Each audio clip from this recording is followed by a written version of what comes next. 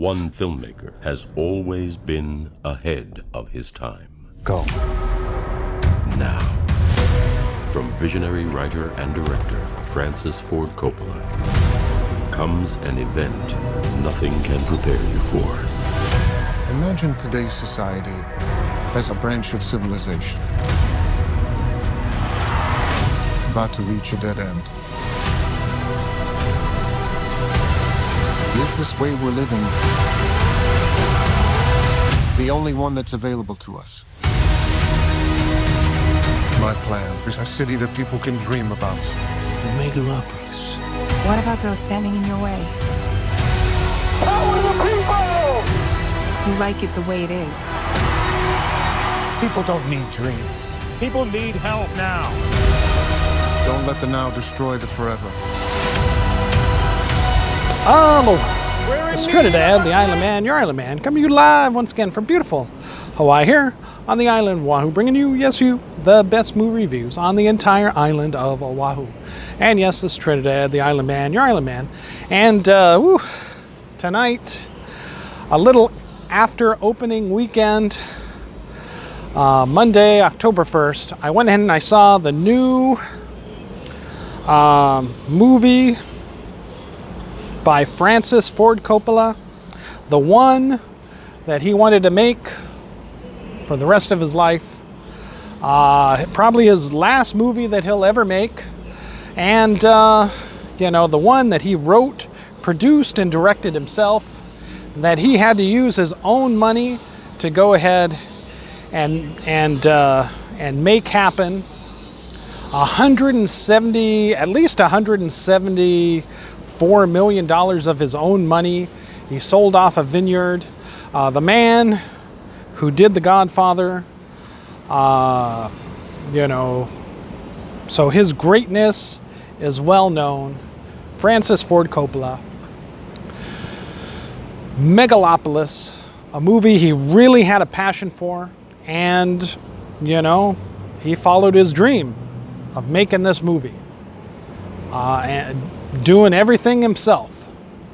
And this stars an all-star cast. We're talking Adam Driver, talking Audrey Plaza, talking John Voight, Dustin Hoffman, Lawrence Fishburne, Shia LaBeouf,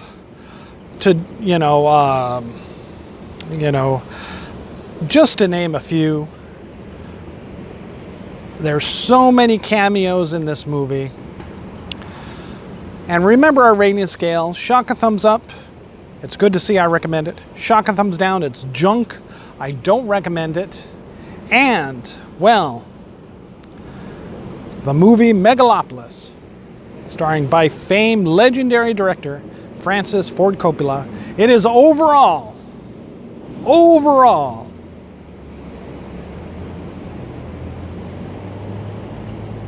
a shock a thumbs up. Yes, I know that could be surprising. That might be surprising. And I tell you, I'm actually a little surprised myself. It was touch and go there.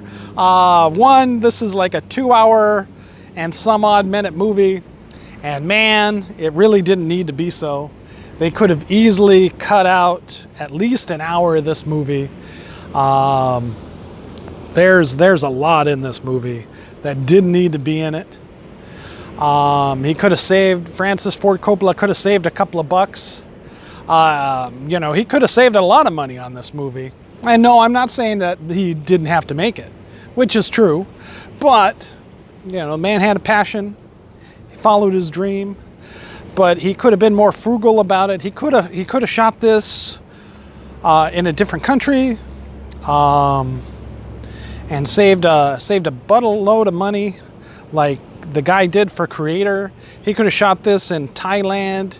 He could have shot this in Bulgaria, and probably cut that budget by half. But no, he shot it here in America. Most of it's centered around New York. It's hard to grasp what this movie is about.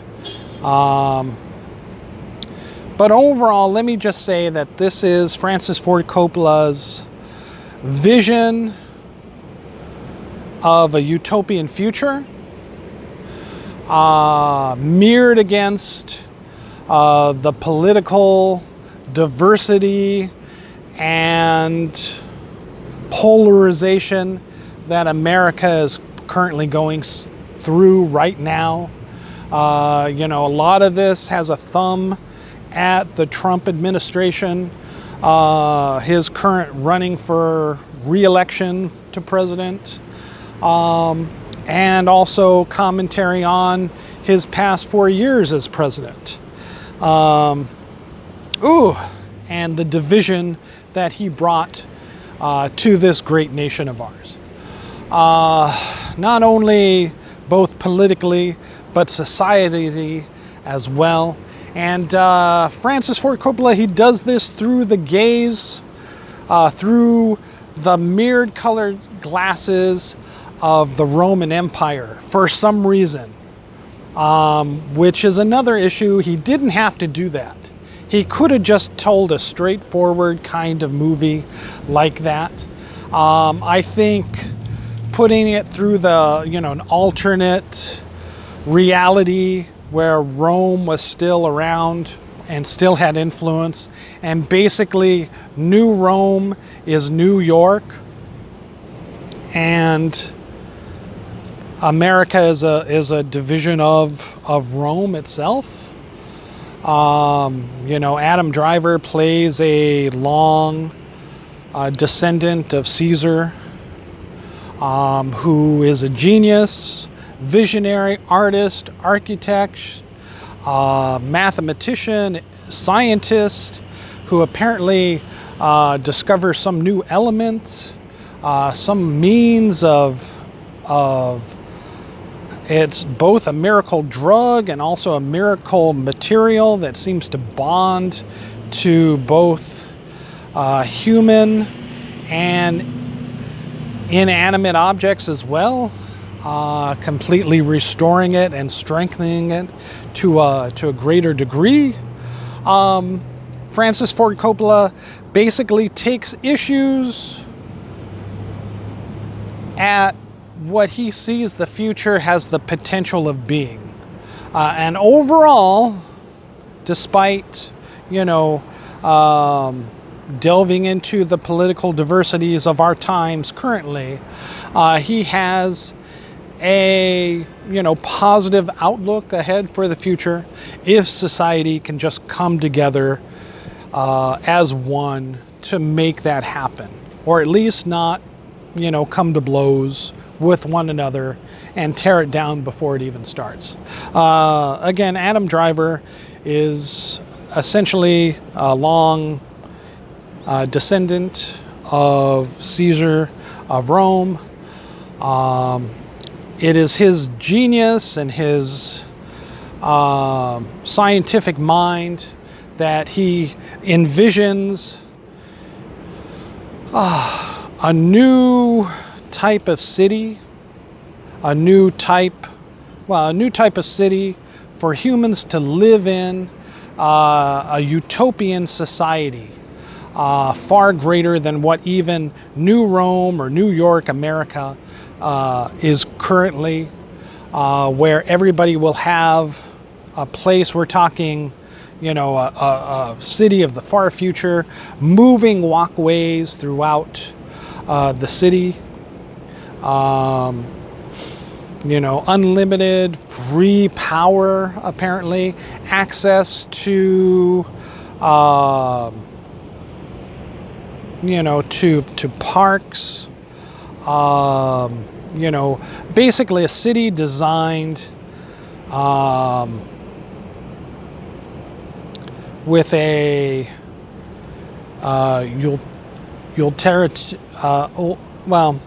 a city designed for the people, where one won't need cars, where basically you can take these moving walkways anywhere, to parks, plenty of open spaces, no encroachment. The buildings themselves work and wrap around a rural environment and parks and their design, so that, you know, people can see the beauty of nature and coexist with it in this futuristic city of Megalopolis. And basically the story of this movie is the resistance of the current political system towards this greater good, you know, fearing the unknown of what it might bring. Again, looking at possible futures of, you know, technology and AI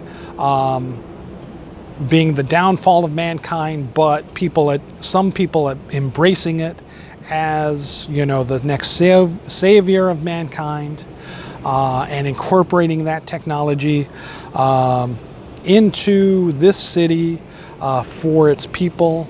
But yet this, you know, the people of the city, the migrants, aren't really recognized in New Rome as citizens. But in Megalopolis, once this city opens, if it's ever created, it will embrace everyone as one, as equals. But yet right now, migrants are basically discriminated against, very much like what is now currently, you know, wanting them to be pushed out of cities, back to their own countries, etc. You know, but, you know, with Adam Driver's characters, this new Caesar, you know, wanting to promote and incorporate, knowing that they are, you know, the next step in, you know, America, or, you know, or whatever this place is, Megalopolis.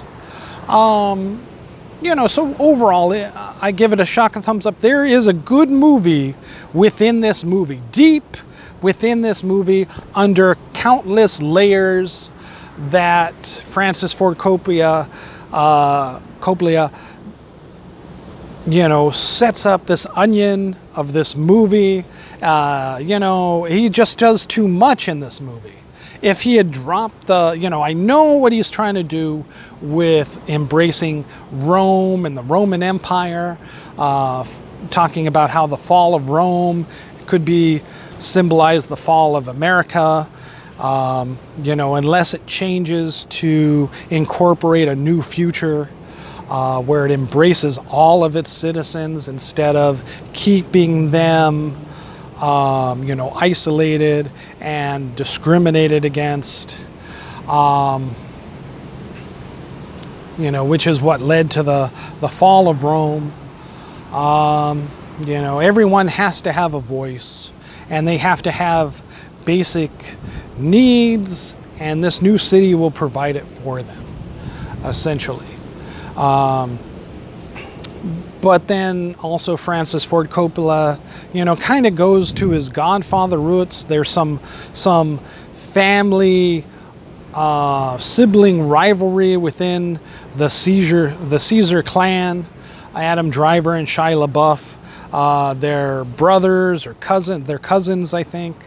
And they're, you know, and Shia feels that it's like, well, you know, I'm the black sheep of the family, and I have to take my inheritance by force because, you know, Adam he's the golden child of Caesar, and he's going to get everything from John Voight, his grandfather's character, all the inheritance, since he's a ruling banker of America or the world or whatever. Basically, he's got all the money. Giancarlo Esposito's in this movie. He's a mayor, and he's the current political power.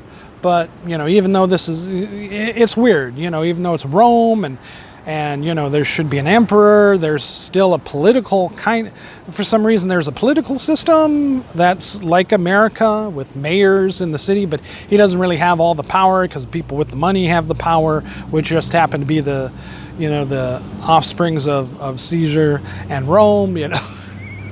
It's confusing. And I'm just saying that Francis Ford Coppola, he could have made this movie a little simpler for the masses and just cut that out. I mean, I know what he's trying to do, and, you know, and setting it as a new Rome, kind of futuristic Rome, as part of America gets you the tale of, oh, you know, watch out, or America's going to fall like the old Roman Empire did. You know, so be careful. But also, you know, as a democracy of America, you know, we have to be careful and be a city of laws, but also still listen to the people. You know, and so that's what he's trying to kind of bring in those tales and lessons and teachings of the Roman Empire, and, you know, of the Senate, etc. You know, even Star Wars, you know, tried to do this in the prequels. And, you know, and that's kind of the downfall of the prequels right there. It got too political, and this kind of gets a little too political. And then with the sibling rivalry, it kind of brings in the Godfather, and there's kind of a mafioso mentality or aspect of this show that it's like, yeah, you know, he's just taken too much and trying to pull it all together into this story. You know, and then he tries to incorporate this love story, kind of, again, like The Godfather, I guess, you know, with the marriage and everything, you know, with Carlo Esposito's daughter and Adam Driver's character, the new Caesar, you know, trying to mush the city into getting on board with creating Megalopolis for the benefit of everyone, and to ease fears, but it's hard to. So, you know, it's no wonder that this movie, despite all the good ideas and the good intentions of this movie, that it's just buried under so much stuff. You know, the average, ordinary person going to the theater is just going to be like, what the heck is going on in this movie? And then, you know, and then there's small flaws in this movie as well. For the first half of this movie, there is a soundtrack that sounds like it's straight out of some cheesy soap opera that's playing over all the interactions of the Caesar family. You know, and that, I found that very distracting. And again, like I said, cheesy. It wasn't even like, oh, this is like by, you know, John Williams or you know, whoever. You know, it could have been like a really good composer with good music. It's like, no, this score for this movie, you know, especially during the dialogue, it's like, just have it be silent. But because it didn't add anything, it was like a distracting issue in some of these scenes. So yeah, you know, it's like he could have done more with less. And I'm not even talking about the budget or his desire of trying to show the future. And then I think audiences will also be put off a little bit by the cheesy CGI that's used in this movie. That, you know, CGI is expensive, and, you know, and Francis Ford Coppola, he's an older director, not used to that kind of thing.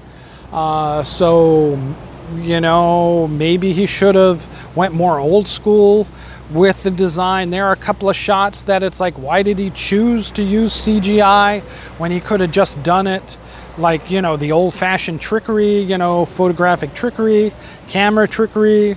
Like there's this ride up the elevator that, you know, the background scenery just looks so cheesy, green screened. It was really distracting when it's like, well, you know, he could have just used an enclosed elevator, but I can see what he was trying to do, show the scope of the old city, and, you know, to show what the new city, Megalopolis, is going to be when it takes its place. And then apparently the Soviet Union was still around, and there's this issue of a satellite that's falling to Earth, and it's going to, you know, supposedly crash somewhere else in the world, but it ends up crashing on New Rome, which, you know, kind of sort of brings the way in for Megalopolis to start building on the broken parts of the city. But it's like, really, you know, it's like, well, it just seemed kind of, you know, very hard to, if the connections were like being really forced in this movie to make everything fit. Like that part could have just been cut out. They could have just used a gentrification kind of a scenario for it to ease up and also play on the migrant and the immigrant, you know, conflict with, American or New Rome society and the political implications of that, which would have been better than, I think, trying to bring it's like, yes, and we got the Soviet Union, and we got this, and we got that, and it's like, oh, your satellite fall into space, boom, Now there's no reason not to make it. It's like, but even though, and then like a Romeo and Juliet kind of issue with Adam Driver marrying the mayor's daughter and kind of getting his blessing to go forward with the new city, even though he's resistant to it. But yeah, overall there is a positive end goal in this that Francis Ford Coppola had. I like the vision that he had for the future, and basically what he's saying is, we've got to come together in this society here in America and in the world to make a better future for everyone, essentially. And that's, and that struck a positive chord with me, despite some issues with, music, soundtrack, poor CGI, a bloated script and dialogue, which again, could have been slimmed down. And even the location, it's like he was adamant, it seemed, to do New Rome and New York. But, and you get some exterior shots, some buildings, some of the outside of New York, which it's like, okay, that looks nice. But it's nothing that couldn't have been recreated, both either CGI and good CGI, if he had shot overseas, in another country where budgets would have been, cheaper, and thus he could have spent a little bit more on the CGI, or they could have just made the sets, right there. Heck, I was even thinking, it's like, well, hey, this is supposed to be New Rome. He could have shot in Vegas at Caesar's Palace for some of these shots and saved some money, I think. I mean, they got the architecture right there, for you want New Rome, you want Rome kind of be represented. It's like, it's right there in Vegas, right there. Just shoot a couple of shots there and you're good. But no, he didn't do that. So it only made $4 million on its opening weekend. It's probably going to go very quickly and soon to streaming, where, it's not for the faint of heart to watch this movie. It feels longer. It feels like a 3-hour movie where it's only a 2-hour movie, just because it is so bloated. But there are some decent ideas in here. If you're a political student, you might actually enjoy some of or a history student of Rome, and the Roman Empire, you might actually enjoy some of, the bloated issues that he talks about and represents throughout this film. But again, I think it would have done better overall if it had been shorter, and thus that would have helped his budget, I think, as well. All right. Overall, a Shaka thumbs up for the concept, but, I doubt anybody is really, unless you're a political junkie or a historian major that likes, the Roman Empire, because it's not even, I thought it would be a little bit more sci-fi, but it's pretty much kind of a period 70s kind of piece, and 70s America if it was set in, in alternate reality where Rome still had influence on the world, I guess, or at least America apparently, if not most of the world. All right. So there you go. Overall, Shaka thumbs up for Megalopolis. Do I recommend you rush out and see it?